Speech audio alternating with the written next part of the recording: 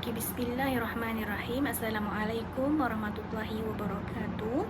Nama saya Siti Nur Jumaida binti Syahil Uji, pelajar Master Islam Study OUM. Okey, pada hari ini saya akan membentangkan satu assignment saya di bawah subjek isu contemporary dalam pengajian tafsir. Okey, slide ini ataupun assignment ini adalah bertajuk Karya dan Pengarang Kitab Tafsir di Malaysia. Okey, seterusnya ini adalah maklumat diri saya. Nama saya, nombor matrik, nombor telefon, email dan pusat pembelajaran iaitu di Temerloh, Pahang. Dan kita saya adalah Dr. Wan Muhammad Ubaidillah bin Abbas. Okey, kita pergi ke slide seterusnya. Okey, pertama sekali kita pergi kepada pengenalan. Okey, pengenalan bagi assignment ini adalah pengajian tafsir ni bermula di Nusantara selepas kedatangannya Islam pada awal abad ke-7 Masihi dan terus berkembang ke Tanah Melayu. Okey, pengajian tafsir ni mulanya dipelajari secara formal dan tidak formal, di mana dilakukan di rumah tok guru, surau, masjid, madrasah dan pusat pengajian yang lain. Okey, pada peringkat awalnya pengajian tafsir di Malaysia ni berkembang dalam sistem pondok dan seterusnya menjadi sistem pengajian formal di sekolah pada tahun 1945 dan kemudiannya dimasukkan pula ke dalam mata pelajaran di sekolah rendah dan menengah oleh Kementerian Pelajaran Malaysia iaitu KPM pada tahun 1959. Okey, kepentingan menguasai ilmu tafsir ni semakin mendesak dari hari ke hari. Oleh itu pengajian ini diangkat lebih tinggi dan diajar di pusat pengajian tinggi dan seterusnya menjadi sebahagian silibus di beberapa universiti tempatan seperti Universiti Malaya, Universiti Islam Antarabangsa Malaysia dan lain-lain. Okey, slide seterusnya adalah karya dan pengarang tafsir Al-Quran tempatan. Okey, karya yang pertama adalah Tafsir Nur Ihsan. Okey, buku ni boleh kita lihat dalam seperti slide ini. Ditulis oleh Tuan Haji Muhammad Said bin Umar, dilahirkan pada tahun 1854 di kampung Kuar Kedah. Okey, merupakan kitab pertama yang berbahasa Melayu. Okey, tafsirannya ringkas dan mudah difahami kerana tidak diperluaskan perbahasannya. Okey, bentuk penulisan dan gaya bahasanya menggunakan bahasa Melayu lama. Kitab tafsir ini lengkap 30 juzuk dan terbahagi kepada 4 jilid. Okey, kitab yang seterusnya yang kedua adalah Tafsir Al-Quran Al-Hakim. Okey, kitab tafsir ini ditulis oleh Mustafa Abdul Rahman bin Mahmud, dilahirkan pada 1918 di Gunung Semanggul, Perak. Okey, kitab tafsir ini cuma mengandungi 27 juzuk sahaja kerana beliau tidak sempat menyiapkannya kerana telah meninggal dunia. Okey, karya ditulis dalam 27 penggal, setiap penggal mewakili satu juzuk Al-Quran. Ditulis dalam tulisan Jawi dengan bahasa Melayu yang mudah dan tidak terlalu klasik ataupun lama lah. Okey, beliau menggunakan metod tafsir Al-Ra'yi ataupun tafsir Al-Ra'yi ataupun kita panggil tafsir menggunakan pemikiran lah. Okey, kitab yang ketiga adalah Tafsir Al-Rawi Juzuk Amma. Okey, ditulis oleh Haji Yusuf bin Haji Abdullah Al-Rawi, dilahirkan di Lebuh Aceh, Pulau Pinang pada tanggal 6 Mei 1922, mengandungi satu juzuk sahaja iaitu juzuk Amma, iaitu juzuk yang ke-30 yang diterbitkan pada tahun 1950. Kitab ini mendapat pengiktirafan daripada Majlis Agama Islam dan Istiadat Melayu Kelantan. Okey, yang seterusnya yang keempat adalah Tafsir Pimpinan Al-Rahman atau Ar-Rahman. Okey, ditulis oleh dua orang mufassir iaitu Ustaz Faisal bin Haji Osman dan Syekh Abdullah Basmeh. Okey, Ustaz Faisal ni menulis 10 juzuk pertama dan dan Syekh Abdullah pula menulis 20 juzuk yang seterusnya. Okey, tafsir ini sangat mudah, ringkas, senang difahami kerana penggunaan bahasanya yang terkini pada masa mereka berdua ni tulislah. Okey, kitab ini mempunyai nota kaki pada mana-mana ayat yang perlu penjelasan. Jadinya pembaca jadi senang lagi nak memahami buku ini kerana dapat nota kaki sebagai penjelasan. Okey. Kita pergi kepada slide seterusnya, iaitu ulasan dua karya tafsir tempatan dalam aspek yang berbeza. Okey, tafsir yang tempatan yang saya pilih pada kali ini adalah tafsir Ar-Rawi Juz' Amma dan tafsir Pedoman Muttaqin. Okey, kita lihat seterusnya. Okey, di sini kita boleh tengok tafsir Ar-Rawi Juz' Amma yang telah saya bahagikan kepada beberapa aspek, iaitu aspek 4 aspek lah, iaitu aspek penulisan bahasa, aspek isi kandungan, aspek penerbitan dan pencetakan, aspek pendekatan metodologi.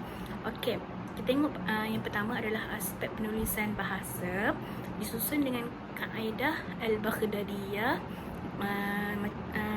sebagaimana dalam muqaddam. Okey, bahagian pertama ditulis muqaddimah, muka surat dinyatakan nama surah yang hendak ditafsir dalam bahasa Arab. Okey, setiap permulaan ditulis basmalah ataupun dimulakan dengan bismillah. Okey, kita tengok pula pada aspek isi kandungan. Kitab tafsir yang ringkas terkandung 30 juzuk, iaitu 30 juzuk, juzuk 30 iaitu juzuk amma, maafkan saya, dibahagikan kepada dua bahagian. Bahagian pertama ni bermulanya daripada surah Al-Fatihah sehingga surah Ad-Duha. Okey, bahagian yang kedua adalah surah Al-Lail sehingga surah An-Naba. Okey, seterusnya kita tengok kepada aspek penerbitan dan pencetakan. Kitab ini dicetak di syarikat percetakannya sendiri yang diwarisi oleh bapanya, ayahnya lah. Dia ada sebuah syarikat percetakan dan penerbitan di Pulau Pinang yang bukan sahaja terkenal di Pulau Pinang tapi terkenal di seluruh Malaysia pada masa itu. Okey, kitab ini mula dicetak pada 2 Zulqa'dah 1369 Hijrah ataupun pada tahun 1950 Masihi. Okey, seterusnya aspek pendekatan metodologi. Kitab ini tidak menggunakan tafsir kaedah tafsir bil ma'thur untuk menyesuaikan kemampuan pembaca dan masyarakat awam supaya senang memahami Al-Quran, menerapkan pendekatan al-salaf as-salih ketika menghuraikan ayat yang berkaitan dengan akidah. Okey. Okey, yang seterusnya kita tengok kepada tafsir Pedoman Muttaqin. Okey, dalam aspek yang pertama iaitu penulisan dan bahasa, ditulis oleh Dr. Abdul Hayy Abdul Syukur, dilahirkan pada 6 November 1947. Kitab ini dikarang sebagai kesinambungan kepada tafsir Pimpinan Ar-Rahman. Okey, kitab ini juga ditulis bertujuan menjadi pedoman kepada orang-orang yang beriman yang telah mendapat pimpinan dan bimbingan. Okey, kitab ini juga dibuat untuk memenuhi keperluan masyarakat Islam dan masyarakat di luar negara yang tidak berapa memahami bahasa Arab. Okey, yang seterusnya dalam aspek isi kandungan pula diterbitkan sebanyak 4 juzuk. Juzuk pertama daripada surah Al-Fatihah sehingga surah Al-Baqarah ayat 141 dan seterusnya juzuk kedua surah Al-Baqarah ayat 142 sehingga ayat 286. Juzuk ketiga dan 4 masih belum diterbitkan lagi. Okey, kitab ini pula yang bagusnya dikemukakan fahrasat ataupun daftar isi ataupun isi kandungan yang memudahkan pembaca lah untuk mencari setiap bahagian yang mereka perlu. Okey, ditulis menggunakan tulisan Rumi dan diletakkan sinopsis setiap surah. Okey, yang seterusnya aspek penerbitan dan pencetakan. Penerbitan pertama bagi juzuk 1 dan 2 pada 2008 oleh Jakim. Terbitan kedua pula pada tahun 2010 oleh penerbit yang sama. Tafsir ini adalah antara tafsir yang masih dalam proses pentafsirannya sehingga hari ini ya. Okey, terbitan karya terkini melalui Jakim jangka tamat pada tahun ini ataupun tahun 2022 untuk melengkapkan kesemua 30 juzuk Al-Quran. Okey, yang terakhir sekali aspek pendekatan metodologi. Pengarang ni menggunakan kedua-dua metod iaitu ma'thur dengan ma'qul, bermakna menjelaskan makna ayat Quran dan menghuraikan ayat Quran dengan Al-Quran, dengan sunnah, dengan pendapat sahabat, dengan tabi'in dan juga menggunakan akal. Okey, yang seterusnya kita tengok pula perbandingan metodologi pentafsiran dan penulisan terhadap dua karya yang telah saya pilih, iaitu Tafsir Ar-Rawi Juz' Amma dan Tafsir Pedoman Muttaqin. Okey, di dalam slide ini dapat kita lihat metodologi pentafsiran dan penulisan bagi Tafsir Ar-Rawi Juz' Amma. Okey, dalam tafsir ini adalah lebih ringkas dan tersusun dan kemas, senang untuk dibaca, menyatakan nama surah dan bilangan ayat yang terkandung dalam surah. Tulisannya mengikut barisnya semua mengikut resam Uthmani lah, dan menyatakan ayat makiyah dan madaniyah. Okey, menyatakan huraian secara menyeluruh dan intisari umum pada setengah surah yang ditafsirkan. Okey, metodologi pentafsiran dan penulisan ini juga dalam Tafsir Ar-Rawi Juz' Amma ini juga menekankan dalam penekanan terhadap aspek sebab asbab an-nuzul, iaitu penurunan ayat, faedah dan hikmah beramal dengan surah-surah tertentu, menjelaskan pengajaran yang terdapat dalam ayat. Okey, bagi aspek sejarah ni sangat pentinglah untuk pembaca ketahui, supaya bila kita dengan mengetahui sejarah, kita boleh mendapat pengajaran daripada kisah tersebutlah. Dengan secara tidak langsungnya kita dapat mengetahui cara yang terbaik untuk menyampaikan sesuatu pengajaran itu. Okey, asbab nuzul pula sangat penting kerana contohnya di dalam kitab ini adalah pada surah An-Naba diceritakan Nabi Muhammad sallallahu alaihi wasallam. Pada surah An-Naba itu diceritakan bahawa Nabi Muhammad sallallahu alaihi wasallam ini diutuskan oleh Allah Subhanahu wa taala ketika dunia ini berada dalam kegelapan, kejahilan, kerendahan budi pekerti, kesemualah yang merosakkan tanah Arab. Kedatangan Nabi Muhammad ini dengan membawa agama Allah yang terkandung di dalamnya perintah yang berlawanan dengan suasana pada ketika itu, menyebabkan masyarakat atau pada masa itu berasa berat hati untuk melaksanakan. Lebih-lebih lagi apabila terdapat perkara yang dianggap menakutkan seperti hari kiamat, neraka dan sebagainya. Kebanyakan orang-orang Quraisy ni langsung tak nak percaya pun pada Al-Quran yang dibawa oleh Rasulullah. Oleh itu Allah Subhanahu wa taala menurunkan surah An-Naba ini. Turunnya surah ini adalah untuk membantah sikap orang-orang Quraisy kafir tersebut, di samping memberi bukti ke atas kebenaran Al-Quran atau risalah yang dibawa ataupun yang disampaikan oleh Nabi Muhammad. Okey, yang seterusnya adalah ini juga menekankan faedah dan hikmah beramal dengan surah-surah tertentu. Di sini ada dibawakan contoh surah yang dinyatakan tafsir rawi tentang faedah atau beramal dengan faedah. Membaca surah Al-Ikhlas amatlah besar pahalanya, dan terdapat beberapa hadis yang berkenaan dengannya. Ada hadis menyentuh tentang keistimewaan surah Al-Ikhlas ni yang dianggap oleh Rasulullah SAW sebagai 1/3 daripada Al-Quran, ya. Hadis Nabi tersebut merupakan hadis yang sahih, bukan hadis maudhu' ke, bukan hadis hasan, bukan hadis yang salah lah. Maksudnya hadis yang sahih yang diriwayatkan oleh Imam Muslim, yang bermaksud tidak sanggupkah di kalangan kamu membaca 1/3 Al-Quran pada tiap-tiap malam? Maka mereka berkata, bagaimanakah membaca 1/3 Al-Quran? Sabda Rasulullah sallallahu alaihi wasallam, bacalah olehmu Qul huwallahu ahad. Okey, merupakan 1/3 Al-Quran. Di situ kita boleh nampak faedah membaca surah Al-Ikhlas. Okey, yang ketiga, kitab ini menekankan atau menjelaskan tentang pengajaran yang terdapat di dalam Al-Quran. Haji Yusuf ini, iaitu pengarang kitab ini, menegaskan dalam tafsirnya bahawa walaupun kebanyakan ayat ditujukan kepada Rasulullah, namun ia sebenarnya perlu diambil pengajaran bagi semua umat Islam. Okey, seterusnya kita pergi kepada metodologi pentafsiran dan penulisan Tafsir Pedoman Muttaqin. Okey, kitab Tafsir Pedoman Muttaqin ini menggunakan bahasa Melayu tulisan Rumi, bukan tulisan Jawi, tulisan Rumi. Pengarang mulakan tafsiran dengan mengemukakan sinopsis setiap surah yang akan ditafsirkan seperti yang saya dah baca tadi. Ia menjelaskan nama surah, masa nuzul serta munasabah antara surah dengan surah sebelum ataupun surah sebelum ataupun surah selepas. Kemudian mengemukakan ikhtisar ataupun makna yang terkandung di dalam setiap surah secara umum.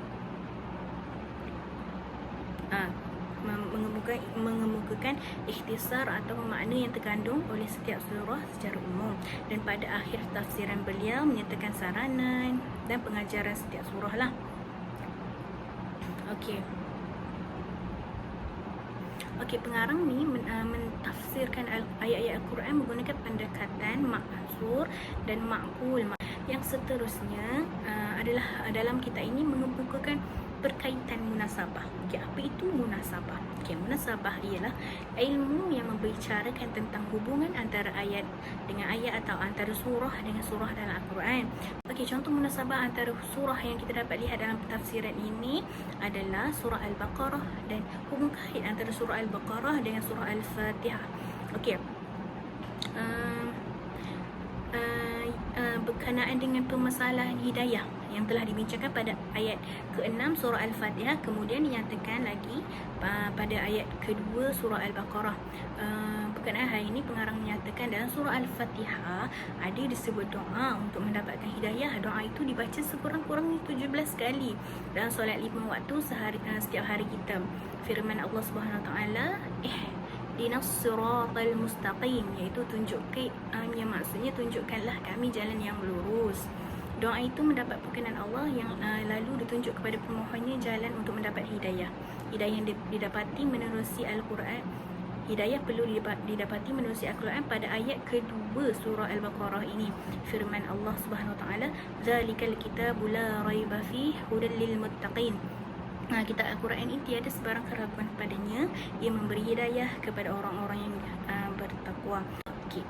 Yang seterusnya adalah mengemukakan makna mufradat. Dalam bahagian ayat Abdul Hayy ini menjelaskan makna kalimat secara khusus yang disebut dengan makna mufradat. Penjelasan makna dilakukan bagi memberi pahaman kepada pembaca. Contoh firman Allah Subhanahu Wa Taala dalam surah Al-Baqarah ayat 22 yang bermaksud dialah Allah yang menciptakan langit dan bumi ini untuk kamu sebagai hamparan dan langit sebagai bangunan, dan dialah menurunkan air hujan dari langit, dan dengan air itu dia mengeluarkan buah-buahan menjadi rezeki bagi kamu. Oleh itu janganlah kamu mengadakan bagi Allah sebarang sekutu, padahal akalmu semua mengetahui.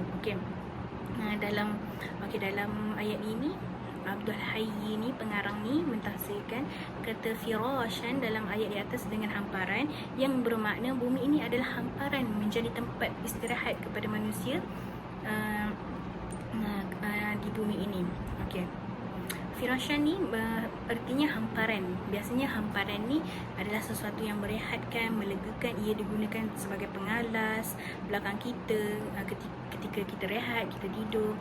Bumi ini pada hakikatnya hamparan lah yang merehatkan kerana dibekalkan padanya air, angin, bulan, bintang yang semuanya mendatangkan ketenangan, kerehatan kepada orang yang tinggal di bumi. Itu pada pendapat pengarang. Seterusnya mentafsir Al-Quran dengan hadis. Tafsir Al-Quran dengan hadis. Selain menggunakan ayat Al-Quran, pengarang juga menggunakan hadis Nabi SAW dalam tafsirnya. Sebagai contoh dapat kita lihat pada tafsiran beliau berkenaan membaca amin setelah membaca surah Al-Fatihah.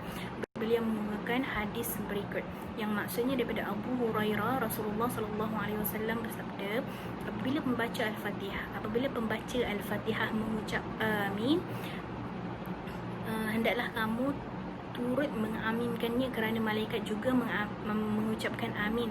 Sesiapa yang pengucapannya aminnya setara atau sama dengan pengucapan amin malaikat, nescaya diampuni dosanya yang terdahulu. Sekali adalah mentafsirkan Al-Quran dengan akal. Sebagai contoh dalam firman Allah Subhanahu Wa Taala surah Al-Baqarah ayat ke-20, artinya atau maksudnya kilat itu pula hampir-hampir menyambar penglihatan mereka setiap kali itu menerangi mereka berjalan dalam cahayanya, dan apabila gelap menyelubungi mereka berhentilah dan sekiranya Allah menghendaki nescaya dihilangkannya pendengaran dan penglihatan mereka. Sesungguhnya Allah Maha berkuasa ke atas setiap sesuatu. Ketika menjelaskan ayat ini, Abdul Hayy mengemukakan pernyataan yang menggambarkan tentang keadaan orang mukmin dan orang munafik, dua golongan. Pernyataan beliau adalah seperti berikut. Ini kata pengarang. Ayat ini secara tidak menyatakan orang mukmin mengambil manfaat daripada sinaran wahyu yang cerah bagaikan kilat memancar. Mereka memegang sinaran itu dan membawanya berjalan ke mana-mana. Mereka tidak risau sekalipun gelap malam ketika hujan ribut. Lain halnya dengan orang munafik. Orang munafik yang gagal berinteraksi dengan wahyu yang bagaikan kilat ini, mereka hanya mendapat cahaya ketika kilat itu memancar. Sekelip mata kemudian gelap kembali. Mereka terus sesat kerana tiada lagi cahaya selain kilat yang datang menyambar. Okey, kita pergi pula kepada poin seterusnya, iaitu kekuatan dan kelemahan karya tafsir. Okey, kita tengok di sini tafsir Ar-Rawi, dia punya kelebihan dan kelebihan ataupun kekuatan dengan kelemahan dia. Okey, kita tengok kekuatan dulu. Tafsiran kitab ini adalah lebih kemas dan teratur, bagus untuk senang dibaca lah dan mudah difahami. Huraian yang menyeluruh atau intisari umum terhadap sesetengah surah yang hendak ditafsir. Jadinya pembaca akan jadi lebih jelas. Pengarang menekankan di dalam kitabnya berkenaan asbab nuzul sesuatu ayat supaya kita mudah memahami intisari kandungan Al-Quran dan bahasa yang mudah difahami tanpa menafikan maksud asal ayat-ayat Al-Quran. Penceritaan berkenaan sejarah-sejarah di dalam surah menjadikan pembaca lebih memahami dan menghayati Al-Quran, ataupun bila kita baca tu kita boleh mentadabbur Al-Quran. Okey, kelemahan dia pula, kitab ini adalah sumber rujukan kepada faedah beramal dengan surah-surah tertentu tidak dinyata dengan jelas dan menyeluruh. Jadinya boleh menjadikan pembaca ni sangsi, betul ke tak? Macam begitu. Kaedah tafsiran juga. Yang kedua, kaedah pentafsiran yang digunakan oleh pengarang adalah tidak berapa jelas sama ada menggunakan tafsir bil maksur ke tafsir bil ra'yi. Okey, seterusnya adalah tafsir pedoman muttaqin. Kekuatan dia, apa kekuatan dia? Kita tengok kat sini. Pengarang menggunakan kedua-dua jenis metod jelas. Metod yang menggunakan adalah tafsir bil maksur dengan tafsir bil ra'yi. Okey, namun beberapa keadaan pengarang lebih menggunakan tafsir bil ra'yi lagi lah. Okey, lebih mudah difahami berbanding kitab tafsir lain kerana usaha pengarang meletakkan jadual khusus kandungan ayat yang akan ditafsirkan, kemudian menggunakan daftar isi iaitu fahrasat. Okey, pentafsiran pula tidak terikat dengan mana-mana mazhab tertentu. Beliau mengambil kira pendapat dan pandangan ulama lain berkenaan dengan beberapa masalah lah, dan yang sesuai dengan pandangan pengarang. Okey, tafsiran pula bersifat ilmiah, mudah difahami oleh masyarakat awam serta menyentuh pembahasan yang relevan dan keadaan dan situasi umat masa kini. Okey, kelemahan dia pula, kita tengok metod penafsiran yang lebih condong ke arah penggunaan akal, tafsir bira'yi. Okey, dan seterusnya sebagai hadis tidak disertakan sanad dan mukhrijnya hanya matan sahaja. Seterusnya adalah kesimpulannya kepada semua sekali. Okey, masyarakat Islam di negara kita masih dahagakan, masih perlukan serta sangat berkehendaklah kepada lebih ramai ulama tempatan dalam menjalankan usaha mentafsir kitab-kitab agama, kitab-kitab tafsir supaya dapat membantu dan menambahkan lagi bahan bacaan kepada umat Islam pada zaman ini, pada hari ini, terutamanya pada rantau ini di Malaysia lah, agar mereka dapat memahami dengan mudah apabila kitab-kitab ini ditulis oleh bangsa mereka sendiri dengan bahasa kita sendiri kan. Okey, jadinya itu kita sebagai masyarakat Islam di Malaysia ni haruslah berterima kasih, menghargai karya-karya tafsir, karya-karya agama yang telah dihasilkan oleh ulama-ulama kita. Dengan caranya macam mana kita nak hargai?